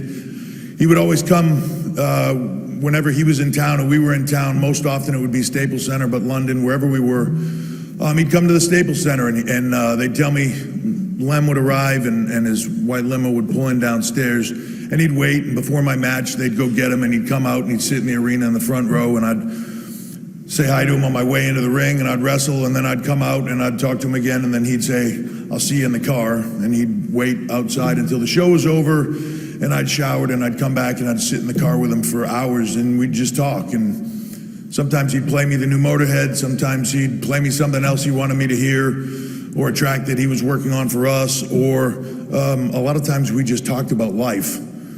And after that had happened 4 or 5 times, I was the bad guy in wrestling. And after 4 or 5 times at the Staples Center, I remember going to him one time after getting beaten again and walking up to him. And Lem, I went over to him to shake his hand, and I gave him a hug, and he looked right at me and he goes, "Man, you suck." He said, "You can't win a match to save your life. I don't know why I come and see you." And I guess I probably looked at him stunned, and he grabbed me by the back of my neck and he said, "That's why you're perfect for Motorhead."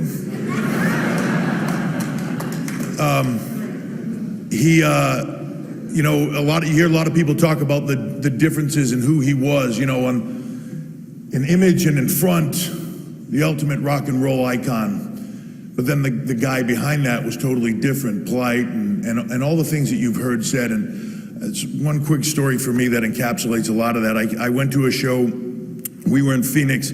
There was a stadium show that was going to be playing the next day, so I stayed over with my wife, and Motorhead was playing, and there was a bunch of other iconic rock bands, heavy metal bands, that I won't say the name of, just in case you're embarrassed by the story. But they were all there, and we walked in backstage, and Todd was with us, and as we're walking down the hallway, I'm passing by all these iconic heavy metal stars that I am in awe of, and I'm looking at all of them, and they're wearing Bermuda shorts and Hawaiian shirts, and they've got glasses of wine, and there's incense, and there's it's not at all what you would expect growing up as a kid, you know what I mean? Seeing all this, and this is what, as I'm going down the hallway and I'm seeing all that, I'm thinking, wow, this is just so different, because a lot of these bands I'd never met before.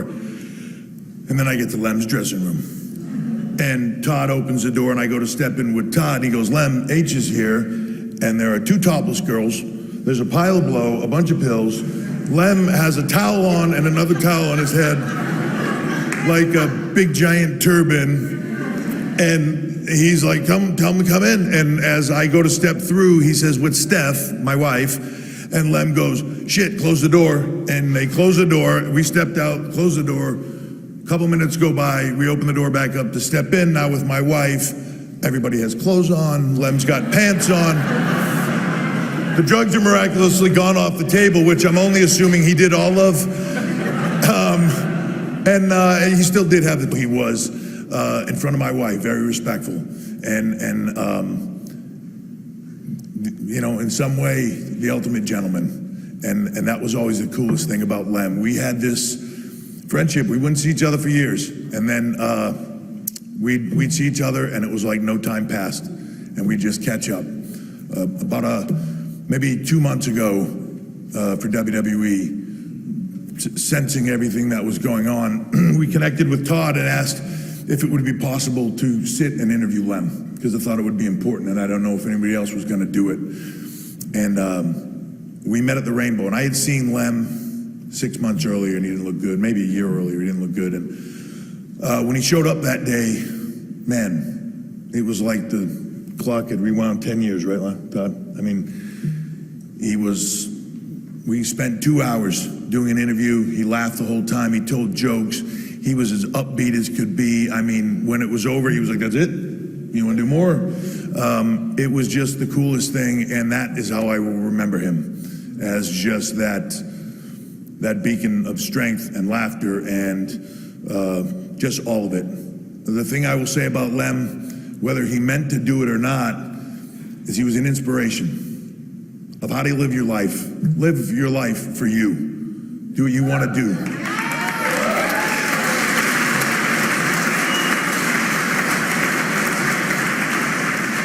He did it his way.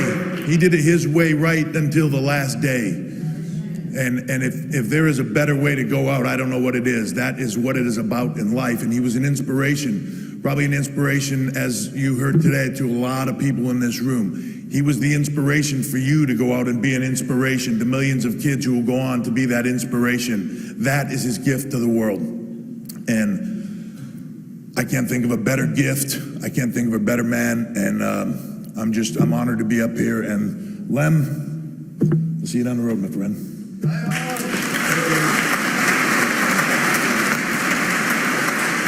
All right, we have 12 minutes left of going over a half hour already. So I want to call up Lars and Robert. But before as you're coming up, let me just say that one of the biggest highlights in my 25 years with Lemmy that he had always spoke about was his 50th birthday party we held at the Whiskey A Go-Go, where Metallica came out dressed as the Lemmys and played for him. And I have to tell you, you know, there's not a lot in life that, you know, could match something like that. So we want to thank you guys for being there and the love you have shown him.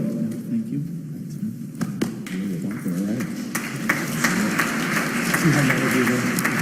All right. Okay. I don't want to take too much time here. Lars has some amazing words to share with you.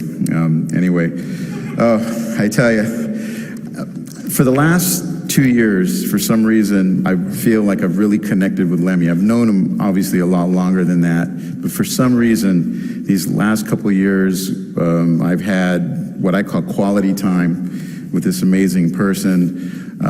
There was a moment a couple of years ago, I needed Lemmy to do his voiceover for an animated short I put together called Talica Parking Lot. And I called him up, I said, Lemmy, you know, can you do this? And we only had 1 day to do it, and he was like, yeah, but I need a ride, come pick me up. I said, he's like, be there at 3 o'clock. I said, okay, Lemmy, I got a surprise for you. So I have this Buick 64 lowrider Riviera, and it's cobalt blue. Beautiful, beautiful car, but it wasn't running right? The starter's not working, needed a tune-up, the whole deal. So I had a mechanic show up earlier that morning, 9 a.m. He gets my puts a new starter in, changes the oil, tunes the car up, and I'm proud. I show up at Lemmy's apartment about 20 minutes before I'm supposed to be there, and Lemmy comes out. We're looking at the car, he's complimenting it, he loves it. We get in the car, and I'm sitting there, yeah, I got this. I put the keys in, car doesn't start. I'm like, oh my God. And Lemmy's sitting there with a cigarette, he's not saying anything. And now the beads of sweat are rolling down my face. And he's saying something, all this, and I'm just like, and I'm determined. And then finally, he gets his word and he says, he said, let it sit for a while. And I said, excuse me, let it sit for a while. And so we get out of the car, and he's like standing outside, he's smoking a cigarette, he's looking around the neighborhood, and he's giving me sort of a history lesson on his street. You know, Charlie Chaplin used to hang out there, Mary Pickford there, and you know, and it was really great, it was beautiful and interesting. And then right in the middle of his story, he says, now try it. So we get in the car, and sure enough, that puppy started right up. And then he said, see, I told you it was flooded. He's like, it's like, you gotta respect, you know, these older cars. So Lemmy and I proceeded to go to the voiceover studio in Hollywood Traffic, and I'm in my lowrider, and we're bouncing in the car, the Mexican and the rock legend, and we're listening to all different styles of music, and it was just really an incredible moment for me. We left the studio. He gave us 2 hours of voiceover. We drank Jack and Cokes together, which I never drink. I hadn't drank that in about 15 years. I drop him off at his house. I actually lost my way home. I'm trying to get from Hollywood to Venice Beach, and I actually ended up somewhere in like Westwood or something, completely lost. And the last thing I got to say is about a year ago, I got to hang out with Lemmy at the House of Blues. Cheryl was there, and my other good buddy, Joni Mitchell, walks in, who I had invited to see me play at this particular gig. I got Lemmy to the left of me, I got Joni Mitchell to the right of me, and they're both chain smoking, and I'm inhaling this massive amounts of rock and roll legend smoke, and I was loving every minute of it. And I introduced him. I said, Joni, I want to introduce you to my friend Lemmy. And she goes, hi, Lenny. It's a pleasure to meet you, like that. And he takes a big drag of the cigarette, and he looks over, and he goes, Joni, what fucking chords were you playing on Court and Spark? I could never figure them out. And so they have this beautifully incredible conversation together, and I'm just sandwiched between them, and I'm loving every minute of it. I've got these two rock and roll pirates, legends, icons, and I'm engulfing their magic smoke. And I just want to say, Lemmy, I love you, we love you. When I saw him at his birthday party, I sat with him. He embraced me, and it was very sad because I knew that would be the last time I was going to see him, and we both knew. But at the same time, I know he appreciated, our presence in love, and we must always respect and love and remember and celebrate our elders because we have them here, and we have to enjoy that time. And I know he'd be so happy to see us all here, right? I mean, yeah. We love you, Lemmy. Thank you. And here he is, the one and only. I saw the picture of him sandwiched between the two legends. It's pretty cool. I just had to check a few seconds ago whether we ever played with Motorhead in Phoenix, and thankfully we did. But I just had to spin that one in my head for a second. So I think like Mickey and Mike and a few others, maybe I'll keep the personal stories and the shenanigans, save those for another day. So instead, I'll share this with you.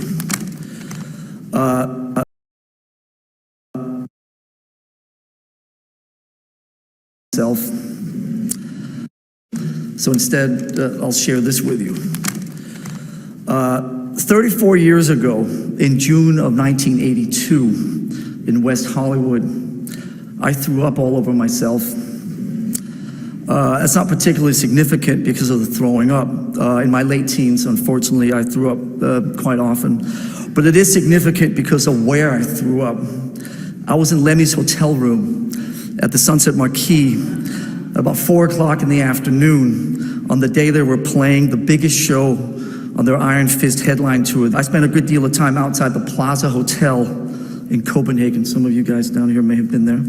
And over the course of those years, I met many great people, Richie Blackmore, Ronnie Dio, Phil Lynott, Robin Trower, and they were all kind enough to sign autographs, take a picture, exchange a few seconds of pleasantries, but that was kind of that. Subsequently, after moving to America, I was now in Southern California, and Motorhead became the primary musical force in my life. I lived and breathed every note they played, every word Lemmy sang, and every tall tale that I read in interviews. When they came to the U.S. for the first time in '81 supporting you, Ozzy, I was obviously more than thrilled and was going to follow them all over California for the whole week. There I was literally following Motorhead around, driving behind their tour bus, up and down Interstate 5, the biggest fanboy on the planet. But this was different. Unlike some of the rock stars I'd met in Copenhagen years earlier, Motorhead, and particularly Lemmy, embraced me with open arms. There was no preciousness, no mindless banter, no quick picture, and off you go. It was a completely different attitude and a completely different set of rules. At the first show, I was immediately invited into their inner sanctum, the dressing room, the back lounge of the tour bus, and over the course of the following week, I was in the hotels, the bars, the truck stops. There were no limits whatsoever. I was always welcome in and felt like these guys actually cared about me. Lemmy was so fucking hospitable, like the ultimate party host and caregiver who took me under his wing and made me feel like I belonged to something that was much greater than myself. A month later, I was roughing it through England towards my destination of the heavy metal Holocaust in Port Vale, a stadium gig that Motorhead were headlining. Now that summer in 1981, No Sleep Till Hammersmith had come out and ended the chart straight at #1, and they were the biggest band in Europe. I showed up at the sold-out gig with no ticket, not a pot to piss in, but within 15 minutes, I was backstage in the Motorhead compound where Lemmy once again had invited me in and welcomed me with open arms and remembered me from California a month earlier. The biggest gig of the summer in England, and Lemmy still had time for little old me. Now fast forward another month to the Nomus rehearsal studios in London, where I'd gotten wind of the fact that the boys were working there, so I headed straight down there, and once again, much to my disbelief, within a few minutes, I was sitting in a small rehearsal room with Lemmy, Fast Eddie, and Filthy Animal, and listening to them write songs for their Iron Fist album. Right in front of me. There were 4 people in that room, and I was one of them. It was a total mind fuck. I was 18 years old, and these events made a huge, indescribable difference in my life over the course of that summer. It made me want to be in a band. It made me want to form a band. It made me want to be a musician, be part of a group, be part of a collective, be part of the craziness of the traveling rock and roll circus. And one day, maybe we could extend that same open door, that same open embrace to other awkward and disenfranchised kids that hopefully one day would come our way. So in the thousands of interviews I've done since then, I've always cited Motorhead and Lemmy as the main inspiration and the primary reason that Metallica exists, both musically and attitude-wise. So thank you, Lemmy, for helping shape who I am today. Thank you, Lemmy, for the open door, for the music, for the drinks, for the laughter, for the stories, for never judging us, for always making me feel part of something that was so much bigger than myself. And thank you for always mastering the fine balancing act of being just enough of a rock star to be cool, but not too much of one to be uncool. So finally, I just want to say thank you for also taking a picture of me while I was sitting in your hotel room at the Sunset Marquis with barf all over myself and putting it on the inner sleeve of your next album, Orgasmatron. That was the ultimate seal of approval, the ultimate compliment. I will forever be appreciative and grateful to have known you, and beyond proud to shout from every fucking rooftop how much you have meant to me and how your attitude and all-around coolness has inspired me over the last 37 years. Rest in peace, big man.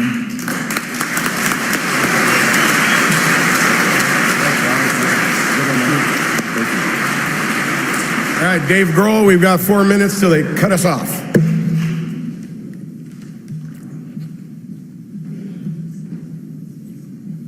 And immediately after this, everybody's going to the Rainbow, and let's celebrate.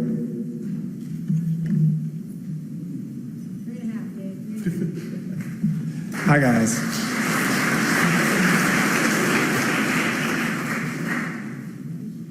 There's not enough time for me to tell you how much Lemmy meant to me and all of the amazing experiences that I had with him. The first time I met Lemmy, I was at fucking Crazy Girls. about 20 years ago. And I was walking back to the men's room. On the way back, I looked to my left and I saw Lemmy by himself in the corner on a video game. And it blew my mind. I knew that I couldn't just go say something because he was on his own in the corner. On the way out, I thought, I have to say something. He's my hero. He's the one true rock and roller that bridged my love of AC/DC and Sabbath and Zeppelin with my love of GBH and the Ramones and Black Flag. So I walked up and I said, "Excuse me, Lemmy, I don't want to bother you, but you've influenced me so much. You're my musical hero. I'm a musician. I play in the Foo Fighters and I was in Nirvana." And he looked up from the video game, and the first thing he ever said to me, he said, and in that moment, whiskey drinking, badass motherfucking rock star, to being this gun-slinging, whiskey drinking, badass motherfucking rock star with a heart. And I walked away, and I thought, if I never see him again, that's enough for the rest of my life.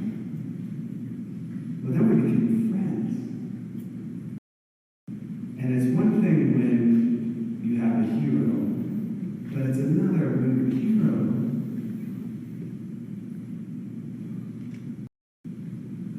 becomes your friend. And over the years, I have great stories of going to his apartment and walking through the aisles of pornos and magazines and quarters and stuff. The first time I was going to the Rainbow and ordering 2 Jack and Cokes, and the waitress brings 2 Jack and Cokes and his fucking mail.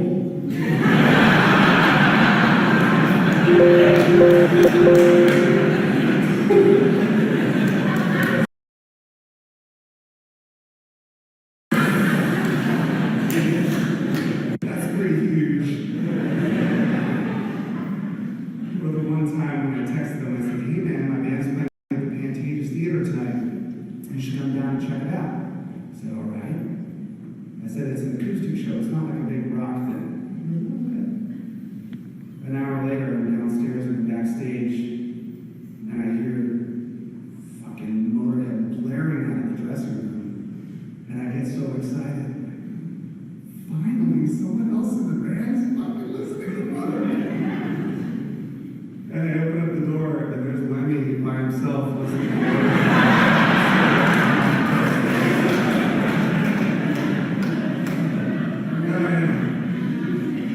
So then I say, "Hey man, my mom was there." Like, "You gotta meet my mom."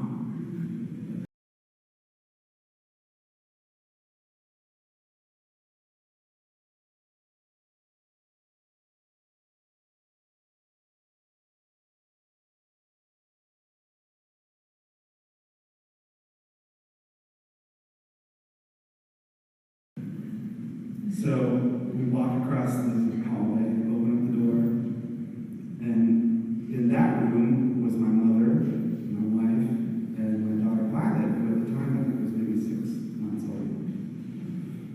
So Lemmy walks in, he's got his drink, he's got a cigarette. And I'm like, "Mom, this is Lemmy.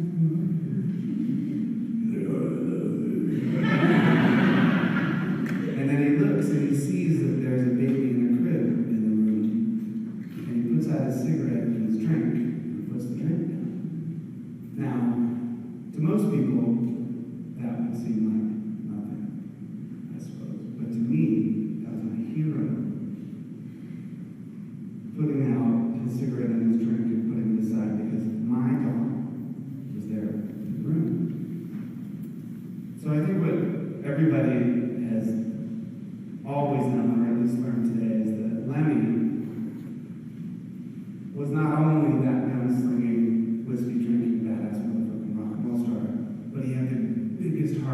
set such a great example because he was so kind to everyone. People he didn't know, people he had known for years. He was so kind. He and I shared a love of Little Richard.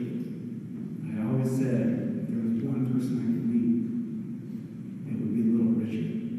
Because who's more badass than Little Richard? One day I was at the airport at LAX and I was standing out on the curb and this guy comes up to me and says, "Hey, I heard you're the only person you want to meet is Little Richard." I said, "Yeah." He said, "Well, that's my dad." I said, "What?" He goes, "Come here." We walk over to this limousine. He taps on the window. The window comes down a little bit. And it's fucking Little Richard. So he's like, God. And this guy says, the window comes all the way down. Little Richard says, like, "God bless you, how are you?" And he signs this Bible pamphlet for me. He hands it to me. And I kept it.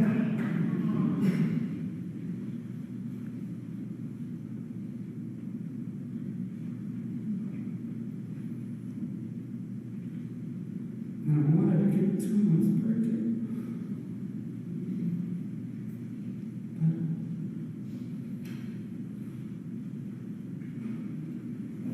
So, last night,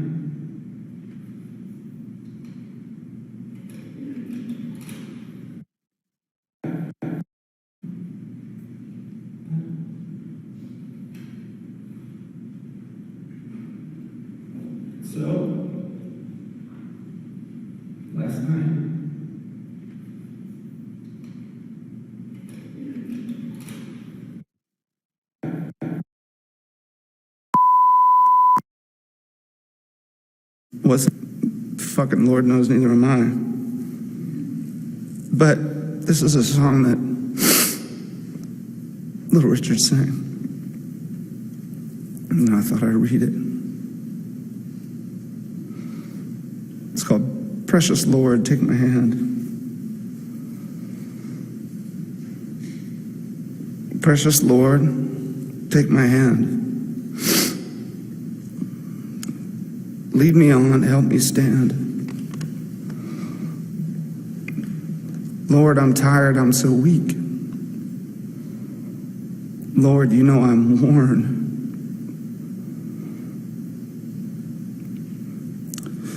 Through the storm, through the night, lead me on to the light.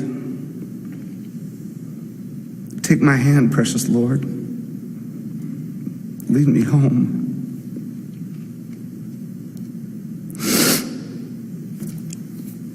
When my way it gets kind of dreary, precious Lord, somewhere near. When my light is almost gone, hear my cry, Lord, hear my call. Hold my hand, lest I fall. Take my hand, precious Lord. Lead me home. Cheers, Lammy. Let me see.